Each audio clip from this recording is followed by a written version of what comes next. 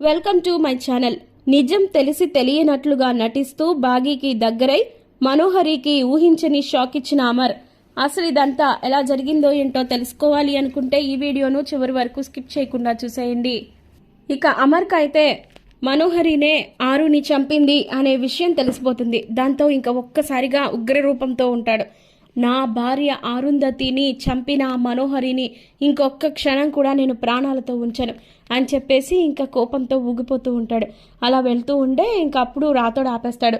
Sir, ఏం చేస్తున్నారు మీరు అని చెప్పి అనేసరికి, ఇంకా ఏం చేస్తున్నావు అని అడుగుతున్నావేంటి రాతోడ్? ఇంకా వెంటనే నా గన్ తోటి ఆ మనోహరి మైండ్లో ఒకే ఒక్క బుల్లెట్తో షూట్ చేసి చంపేస్తాను.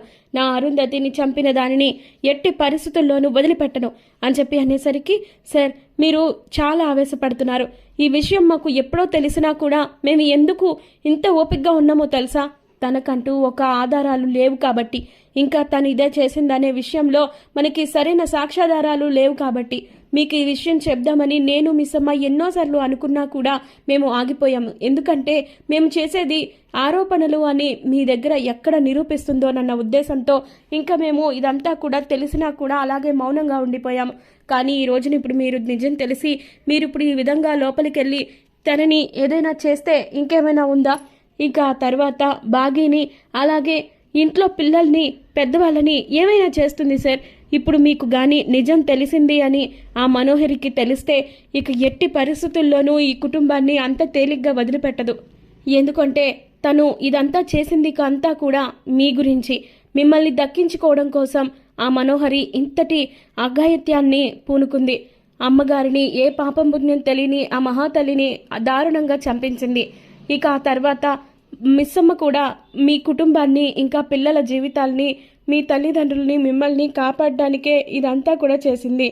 తను ఈ పెళ్లి చేసుకున్న దానికి కారణం కూడా అదే సార్. దయచేసి నా మాట వినండి, మీరు ఇంత దారుణంగా ఆవేశపడద్దు అని చెప్పి అనేసరికి, అంటే మిస్సమ్మ మీద నాకు కావాలని ఇంకా నెగిటివ్ ఎలిగేషన్స్ క్రియేట్ చేసిందనమాట. తను కేవలం ఇదంతా తన స్వార్థం కోసం చేసిందనమాట. నేను ఇదంతా నమ్మలేకపోతున్నాను రాథోడ్. నిజంగా నన్ను నా కుటుంబాన్ని ఎంతగానో మాయ చేసింది ఆ మనోహరి. తనని అంత ఈజీగా పెట్టను. ఎందుకంటే ప్రాణ స్నేహితురాలినే చంపింది అంటే ఇంకా తను అసలు అంత దుర్మార్గురాలని నేను అస్సలు ఎక్స్పెక్ట్ చేయలేదు అని చెప్పి అనేసరికి, మరి అది చెప్పేది అందుకే సార్. మీరు ఒక్కసారి ఆలోచించండి. ఇప్పుడు మీకు కానీ నిజం తెలిసిపోయిందని తెలిస్తే ఖచ్చితంగా మిస్ అమ్మని ప్రాణాలతో ఉండనివ్వదు. మిస్ అమ్మని మాత్రమే కాదు, మీకు ఇష్టమైన ప్రతి ఒక్కరిని కూడా దూరం చేసేస్తూ ఉంటుంది. అలా జరగడానికి వీల్లేదు సార్. అందుకే మనం ఒక పథకం ప్రకారం మాత్రమే ఈ విషయంలో ముందుకు వెళ్ళాలి. లేదంటే ఎన్ని సమస్యలు వచ్చినా కూడా మనం అలాగే తట్టుకొని నిలబడాలి. ఈ మనోహరిని ఎట్టి పరిస్థితుల్లోనూ ఇంకా తన అంతాన్ని చూసేలాగా చేయాలి అని చెప్పి అనేసరికి, నిజమే చెప్పావు రాథోడ్. మిస్ అమ్మని నేను ఎన్నాళ్ళు చాలా అపార్థం చేసుకున్నాను. తనని నేను చాలా దారుణంగా అవమానించాను. అయినా కూడా తను మాత్రం నా కోసం, నా పిల్లల కోసం, నా కుటుంబం కోసం ఎంతో చక్కగా నిలబడింది. తనకి చేసిన చిన్న సాయానికి నాకు, నా కుటుంబానికి కృతజ్ఞత తీర్చుకుంది. తనకి ఏం చేసినా ఏం చెప్పినా నేను తన రుణాన్ని తీర్చుకోలేను రాథోడ్ అని చెప్పేసి అంటూ ఉంటాడు.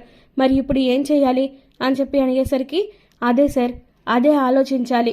ఆ మనోహరి చేత్తోనే, తన వేలితోనే తన కంటిని పొడుచుకునేలాగా చేయాలి. అరుంధతి అమ్మగారిని చంపినందుకు తను జీవితం మొత్తం కూడా ప్రాయశ్చిత్తంతో చచ్చిపోవాలి. అంత దారుణంగా చేసిన ఆ పనికి జీవితాంతం ఏ తప్పు చేసినా, ఎలాంటి శిక్ష అనుభవించినా కూడా తనకి ఇంకా ఇంకా శిక్షలు పడుతూనే ఉండాలి.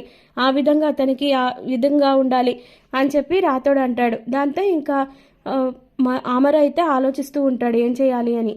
ఇక ఆ తర్వాత కాసేపు ఆలోచించిన తర్వాత, ఎస్, నాకు అర్థమైంది రాథోడ్. ఆ మనోహరి చేత నిజం ఎలా కక్కించాలో నాకు బాగా అర్థమైంది అని చెప్పేసి, పద వెంటనే ఇంటికి వెళ్దామని చెప్పేసి అంటాడు. అన్న తర్వాత ఇంకా ఒక చోట పూలు అమ్మే చోట ఆపి పూలు కొనుక్కొస్తాడు. ఇంకా రాతోడైతే కొంచెం కన్ఫ్యూజ్ అవుతాడు. ఇదేంటి సార్, ఎప్పుడు లేనిది పూలు కొంటున్నారు, పైగా మల్లెపూలు కొంటున్నారేంటి అని చెప్పేసి అనుకుంటూ ఉండగానే, ఏంటి సార్ మల్లెపూలు కొన్నారు అనేసరికి, లేదు, వీటితోనే నేను నాటకం ఆడబోతున్నాను. ఖచ్చితంగా ఈ విషయంలో ఆ మనోహరి నోటితోనే నిజం చెప్పించాలి అని చెప్పేసి అంటాడు. అంటే మంచి పని చేస్తున్నారు సార్, ఇలా చేస్తేనే దానంతటది నోరు విప్పుద్ది, లేదంటే విప్పదు అని చెప్పేసి మాట్లాడుకున్న తర్వాత ఇంక ఇంటికి వెళ్ళిన తర్వాత ఇక బాగి ఏమో అమర్ కోసం వెయిట్ చేస్తూ ఉంటుంది. వెయిట్ చేస్తూ ఉండేసరికి ఇంకా ఆ తర్వాత ఇక హాల్లోకి వచ్చినప్పుడే ఇంకా అమర్ వాళ్ళు వస్తారు. అమర్ వచ్చి ఇంకా ఆరు ఏమో ఆ మల్లెపూలు చూసేసరికి ఒక్కసారిగా షాక్ అయిపోతుంది. ఏంటి, నా భర్త ఇంకా ఆ మల్లెపూలని తీసుకొచ్చాడా, అది కూడా ఆయన, అమ్మో ఇదంతా నిజమేనా అన్నట్టు ఇంకా సర్ప్రైజ్ అవుతూ షాక్ అవుతూ ఉంటుంది. ఇక అప్పుడు గుప్తా గారేమో, ఏంటి బాలిక నీలో స్వార్థం కనిపిస్తుంది, నీ భర్త లాగానే మరి ఆ అమ్మాయి కూడా తన భార్య కదా, భార్య కోసం మల్లెపూలు తెచ్చుంటాడు అని చెప్పేసి అంటది. ఇంకా అలా మొహం ఉమ్మని పెట్టుకునేసరికి, ఏంటి బాలిక నీలో స్వార్థం పెరిగిందా ఏంటి అని చెప్పేసి అనేసరికి, నాకేం లేదులే గుప్తా గారు అని చెప్పేసి సైలెంట్ అయిపోద్ది. ఇక ఆ తర్వాత బాగి జడలో అయితే పూలు పెట్టేసరికి ఇంకా ఒక్కసారిగా మనోహరి అయితే షాక్ అయిపోతుంది. ఇక అలా స్టన్ అయిపోద్ది. ఏంటిది, అమర్ ఎప్పుడు లేనిది ఇలాగ మల్లెపూలు తీసుకురావడమే కాకుండా ఆ బాగి తలలో కూడా పెడుతున్నాడు, ఇది నేను తట్టుకోలేకపోతున్నాను, ఏం జరుగుతుంది అని చెప్పి తనలో తనే అనుకుంటూ ఉంటుంది. ఇక ఆ తర్వాత పూలు పెట్టిన తర్వాత లోపలికి వెళ్ళిపోతాడు అమర్ అయితే. ఆ తర్వాత కావాలనే బాగి ఇంకా మనోహరిని ఉడికించాలి అన్న ఉద్దేశంతో ఇక వెంటనే వెనకాలే వెళ్ళిద్ది కాఫీ తీసుకొని ఇంకా రూమ్లోకి వెళ్ళి డోర్ దబ్బమని వేసేసరికి ఇంకొకసారిగా మనోహరి అయితే ఇరిటేట్ అయిపోతూ ఉంటుంది.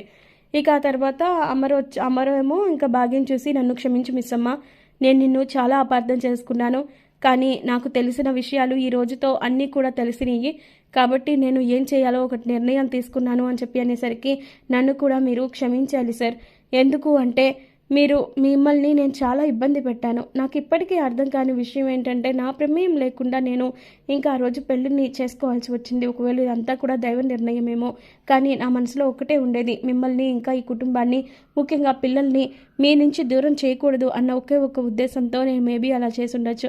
నన్ను క్షమించండి, మిగతా సమయాల్లో కూడా మిమ్మల్ని నేను చాలా ఇబ్బంది పెట్టాను, నిజంగా నన్ను క్షమించండి అని చెప్పి అనేసరికి, అయ్యో లేదు, నువ్వే నన్ను క్షమించాలి అని చెప్పేసి ఇక అలా మాట్లాడుకుంటారు. ఇక ఆ తర్వాత నుంచి బాగీతో చాలా క్లోజ్గా ఉంటాడు అమర్ అయితే. అలా ఉండడం చూసిన మనోహరి అయితే గింజుకుపోతుంది. అసలు ఏంటిదంతా, ఎందుకు అమర్ ఇలా చేస్తున్నాడు, ఇలా అయితే నేను ఒప్పుకోలేను, ఖచ్చితంగా నేను అమర్ని వెళ్ళి అడిగేస్తాను అని చెప్పేసి ఇంకా అలా అమర్ దగ్గరికి వెళ్ళి, అమర్ నువ్వేం చేస్తున్నావు, నీకేమైనా అర్థమవుతుందా, అసలు నువ్వు ఆ బాగీతోటి ఎందుకంత క్లోజ్గా ఉంటున్నావు అనేసరికి, అదేంటి మనోహరి అలా మాట్లాడుతున్నావు, తను నా భార్య కదా ఇప్పుడు, అందుకే తనతో నేను అలాగే క్లోజ్గా ఉంటున్నాను అని చెప్పి అనేసరికి, ఏం మాట్లాడుతున్నావు, నీకేమైనా అర్థమవుతుందా, మొన్నటి దాకా నువ్వు దానికి విడాకులు ఇచ్చేసి నన్ను పెళ్లి చేసుకుంటావు అనుకుంటే, ఇప్పుడేమో దానికి మల్లెపూలు తీసుకొచ్చి ఇంకా అంత క్లోజ్గా ఉండి ఇప్పుడు భార్య అంటున్నావు, ఏంటి మనోహర్ ఏంటిదంతా అని చెప్పి అనేసరికి, ఎందుకు అలా అనుకుంటున్నావు, నేను నా భార్యకి ఎట్టి పరిస్థితులను విడాకులు ఇవ్వను, నేను నా భార్య గురించి మాత్రమే ఆలోచిస్తాను, ఇంకా తను నాతోనే ఉంటుంది, జీవితాంతం మేమందరం కలిసే ఉంటాం అని చెప్పి అనేసరికి, నో, అలా ఉండే లెక్కనైతే అరుంధతిని ఎందుకు చంపుతాను, నువ్వు ఇలాగే బాగీని కూడా భార్యగా స్వీకరిస్తే దాన్ని కూడా చంపేస్తాను అని చెప్పి అనేసరికి, అరుంధతిని చంపాను అంది కదా. ఇక దాంతో ఒక్కసారిగా ఫ్రస్ట్రేట్ అయిన అమర్ అయితే ఇంకా మనోహరి చెంప పగలగొట్టి, పిచ్చిగా ఉంది కదా నీకు, ఎంత దారుణంగా ప్రవర్తించావు నువ్వు, నా భార్యని చంపావు, నా ప్రాణానికి ప్రాణమైన నా అరుంధతిని చంపావు, నిన్ను ఊరికనే వదిలిపెట్టను, జీవితం మొత్తం కూడా నువ్వు జీవిత ఖైదు అనుభవించేలాగా చేస్తాను అని చెప్పేసి ఇక వార్నింగ్ ఇస్తాడు. నువ్వు జీవితాంతం జైల్లోనే ఉంటావు, నా భార్య ఆత్మ శాంతించేలాగా నీకు శిక్ష పడేలా చేస్తాను అని చెప్పేసి ఇంకా అమర్ అంటాడు. ఇక ఆ విధంగా అమర్ అయితే మనోహరికి ఊహించని షాకే ఇస్తాడు. ఇక రాబోయే కథలో ఖచ్చితంగా ఇలా అయితే జరిగిపోతుంది, ఇలాగే జరగాలని అనుకునే వాళ్ళు ఖచ్చితంగా మా వీడియోను లైక్ చేయండి. మరిన్ని ఇలాంటి ఇంట్రెస్ట్